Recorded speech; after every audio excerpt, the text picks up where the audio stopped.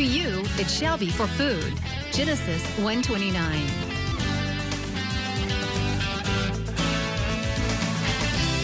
Man did eat angels' food. He sent them meat to the full. Psalm 78:25. Everyday Manna with Lisa. Hi everybody, and welcome to Everyday Manna. Today we are going to be making 3 different breakfast items that you can have for breakfast, lunch, dinner, brunch, whenever you want. We're going to start with a French toast that we're going to bake in the oven. It's an apple French toast, and it couldn't be simpler. I have here 1 loaf.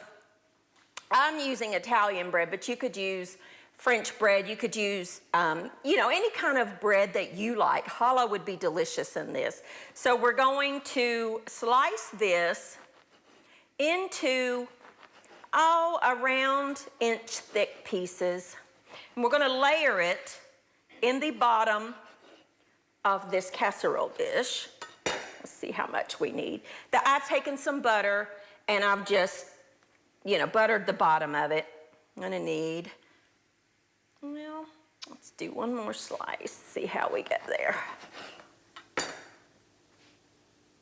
Alrighty, we'll do it that way. And I've just layered that on the bottom of the baking dish, and we'll save this for another use. Okay, then I have some eggs here that I'm gonna whisk together.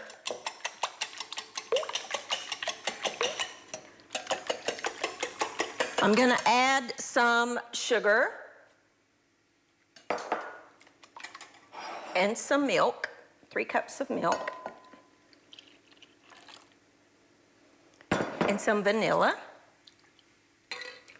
Now, I'm just gonna whisk that together till it's all incorporated. We're gonna pour half this mixture over top of our French bread here, our bread mixture. And I'm just going to use a little ladle on this, I think, or a scoop. Sometimes those things spill, and I just don't. I need to whisk that a little more. You want to make sure that all those yolks are beaten. Okay, got my oven preheated to 400 degrees. We're going to put about half of this mixture over the bread and let it be soaking up that egg mixture. Stale bread is great for a French toast recipe. Just a little bit more. Okay, we'll set this to the side for a minute. Then I'm going to take some apples. Now, it's apple season, so I'm using a local apple, but you could use Granny Smith, you could use pretty much any kind of apple that you wanted. And we want to slice these. Let me get a little. And you can chop them, you can slice them, you can do them any way you want. I like to cut them into quarters and then cut out that core. You want to kind of work quick here because we don't want the apples to turn brown. If you want to do this ahead of time, you can coat them with some lemon juice, and that'll keep them from turning brown. I'm just slicing mine fairly thin. You'll need 3 to 5 apples, depending on the size of your apple. I think I'm gonna switch to my little smaller paring knife here. Yeah, that's a little easier. I like a good crisp apple for this recipe. You would not want to use like a Red Delicious, although they're great for eating out of hand. They're not good for cooking. Just some kind of an apple that is good for cooking. And you want to just sort of shingle these over top of your bread. Okay, make it as pretty as you want because obviously you're going to see the apple slices as it bakes. Just get mine off my board and we will layer this on. I love French toast when it's crispy and good. Now, I don't personally like just regular French toast. My boys love it. But I prefer a baked French toast that's got a little something on it. And this is really good. Okay. Some seeds here. You could use, you could do this with peaches. You could do it with any kind of a fruit that you wanted to use. You could even put berries, like blueberries or blackberries or whatever you wanted on here. It really, you could mix up the fruit part any which way that you want, and it would be delicious. I think 2 apples is going to be plenty here. You do as much as you want. Just shingle that over there, over top.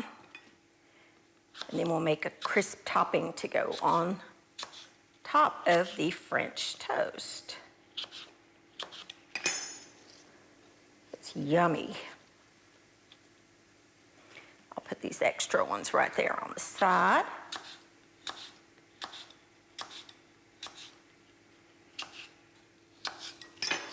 Okay. You could, if it was the fall time of the year, you could mix in some pumpkin pie spice with this. That would be delicious. Or even like the pumpkin spice coffee creamer instead of milk, just kind of, well, I mean, you know, like in conjunction with half and half or something like that. Now, we're going to take some more sugar, some cinnamon, and a little salt. We're going to stir that together.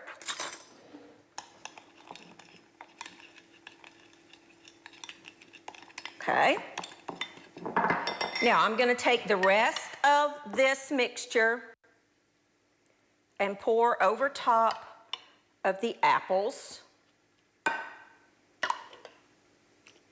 And that bread just soaks up, and this kind of makes a custard in the oven. And then we're going to sprinkle this mixture over top, and this gives it like a crisp, crunchy topping. Anytime, you know, the sugar will kind of caramelize, it will be delicious.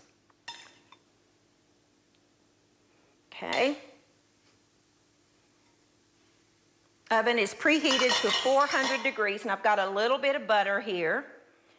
And I'm just gonna cut this into small pieces and place on top of the apples, and that'll melt, and that will help caramelize that even more. Butter's getting soft from all of this. The light makes it hot. Okay? And we're going to put this, now you could do this ahead of time and let it set overnight in the refrigerator. Would be fine. Make this the night before, and then the next morning all you got to do is pop it in the oven. Would be delicious. We're going to bake this at 400 degrees for about 30 to 40 minutes until the egg mixture is all incorporated into that bread, and we've got a wonderful, delicious, crispy coating. I'm going to clean this up, pop it in the oven, and when I come back, we're going to make one of my favorite muffins. I'll be back in just a minute.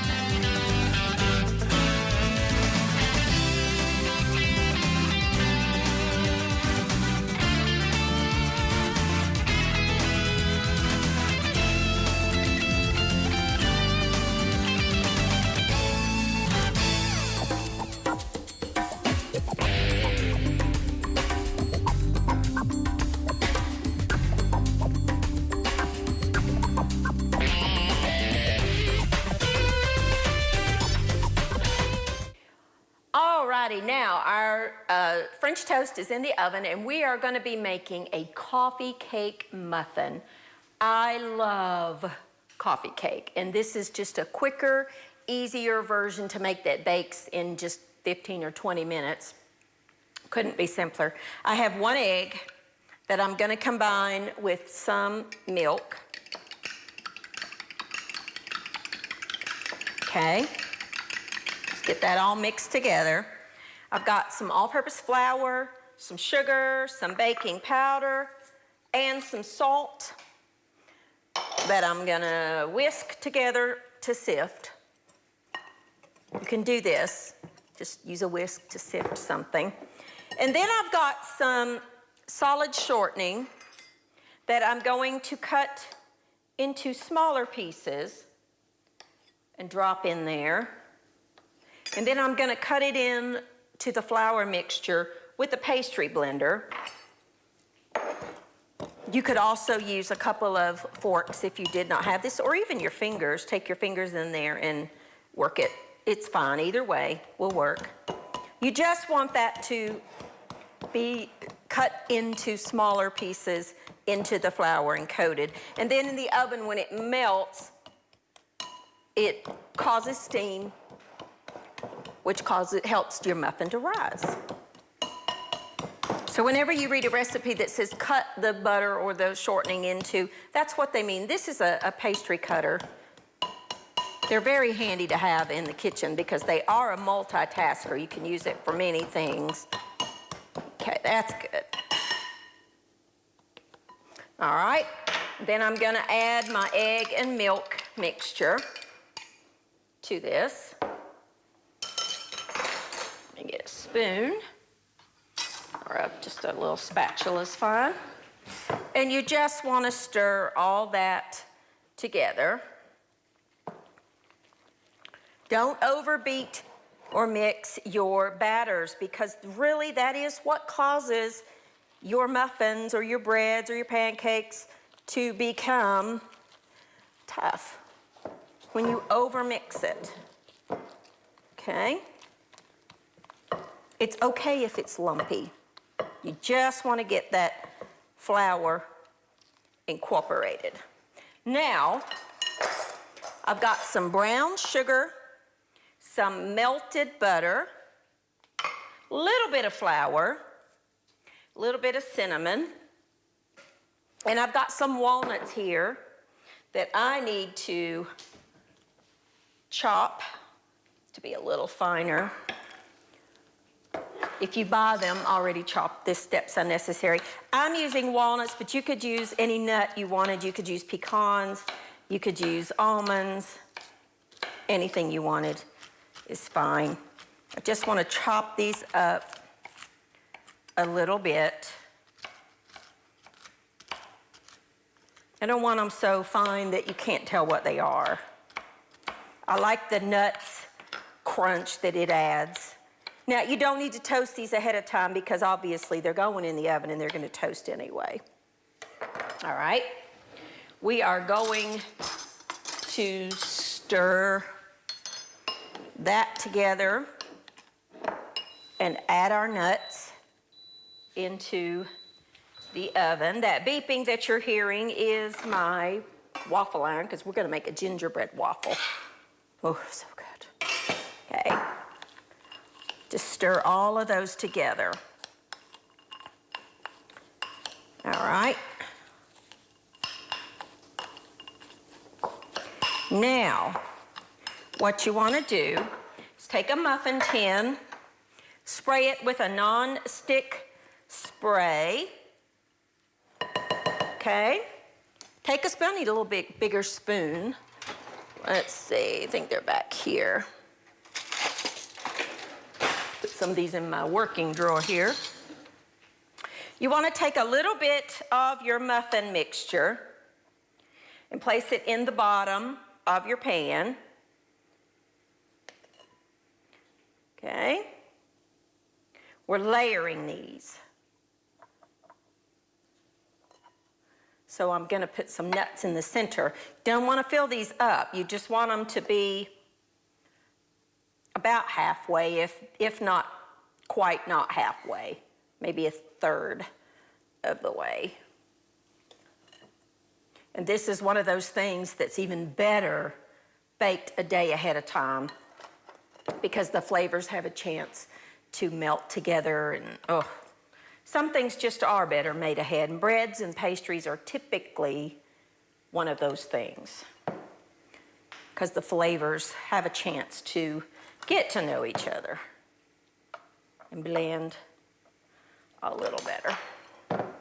Okay, now, once you have that done, take some of your nut mixture and put in there, just a little bit, and put over top of the first layer of muffin mix. Okey-doke. Not, not all of it, but just some of it.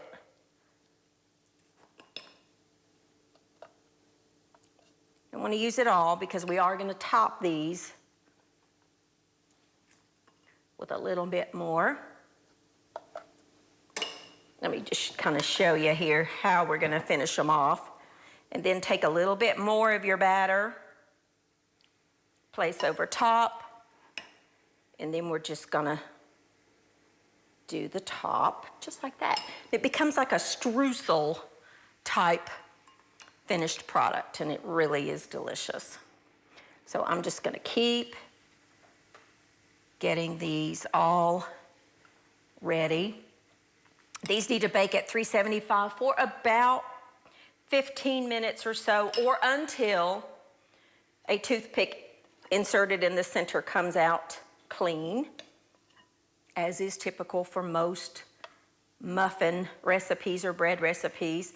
Now, I would serve this alongside, of course, a good hot fresh cup of coffee, but I would serve it with maybe some bacon or sausage or a good fruit salad if you were having it for breakfast.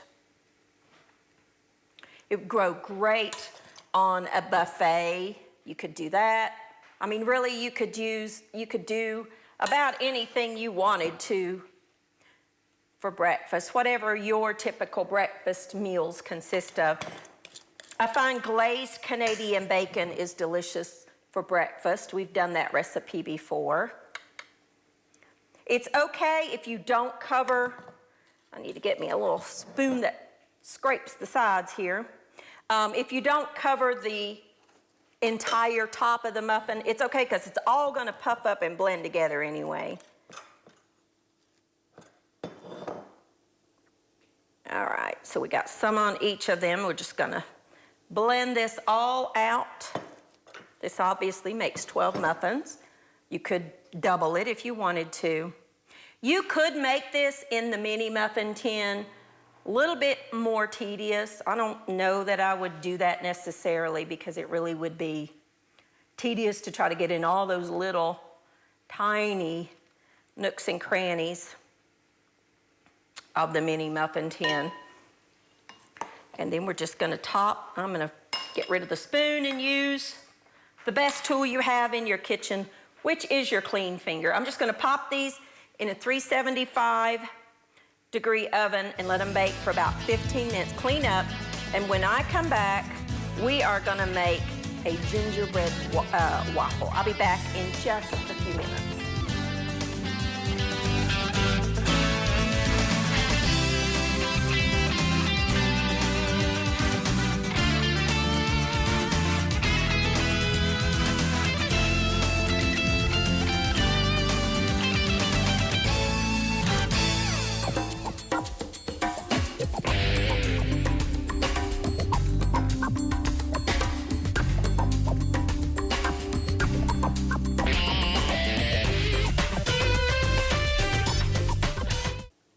All right, now we are going to make a gingerbread muffin. Now, I'm using a stand mixer. If you don't have one of these, a little hand mixer's fine, or even, your hand, but there's quite a bit of beating with this one. So I've got all-purpose flour. I'm just gonna go ahead and put it in the mixer. Okay. All righty. I have some sugar, some baking powder, some baking soda, some cinnamon, some salt, and some ground ginger, which is a warm spice that is really good. I'm just gonna put this on low for a minute, just to kind of incorporate that all together.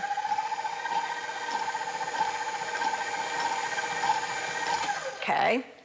Then I have some vegetable oil, a couple of eggs, 2 eggs, some buttermilk. All right, I'm gonna whisk that together real quick. Now, either I was looking in the wrong place or they just didn't have it. Normally, I would use molasses in this. I could not find any molasses when I went to the store.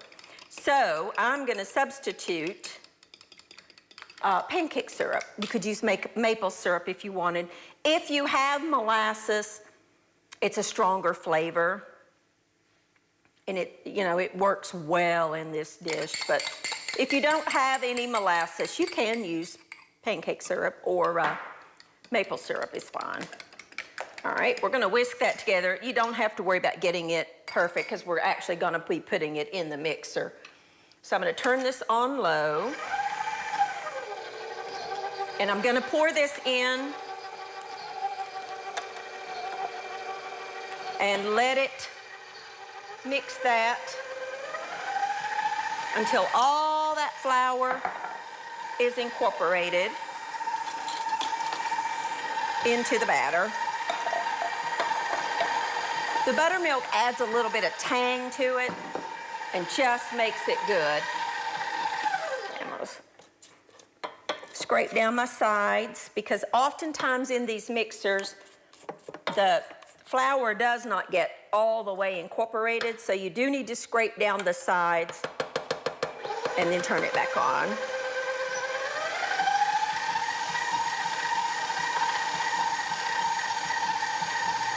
Okay, and then I'm going to actually finish it by hand. Okay, I'm just gonna take a bigger spatula and just go to the very bottom, and as you can see, there's a little bit of flour that the beater just doesn't get to the bottom. So always, if you're using a stand mixer, go in and make sure that you get all that flour incorporated. There's still a few little lumps, which is perfectly fine because you do not want to overmix your batters, or it does cause them to become tough. Now, I have here a waffle maker that I have set on number 3 for mine. Thought I had my spray out. I don't think I do.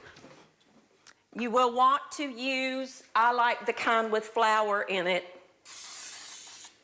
on both sides of your plates. And then add, now you'll need to read your particular manufacturer's directions for this. But we're gonna add a little bit of the waffle batter to our maker. I'm using about an 1/8 of a cup to 1/4 of a cup per square. You don't want to overfill them because it will flow out. You don't want that. So I'm putting 2 of these. This is an 1/8 of a cup. I'm putting 2 in each one, so that would be a 1/4. Okay. My particular waffle maker makes 4 at a time. Put down your top, let it go until you no longer will be seeing steam and your waffle is crispy and golden brown and cooked through. I'm just gonna let that cook.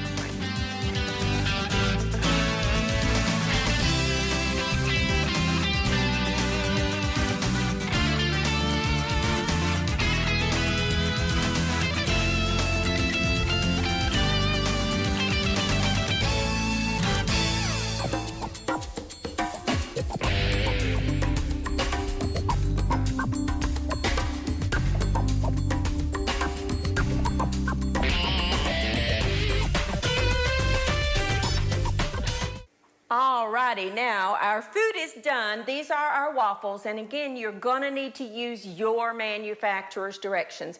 I would just serve them with some butter and some syrup, and these are our delicious, delicious little cappuccino muffins. Let me show you the inside of one of those.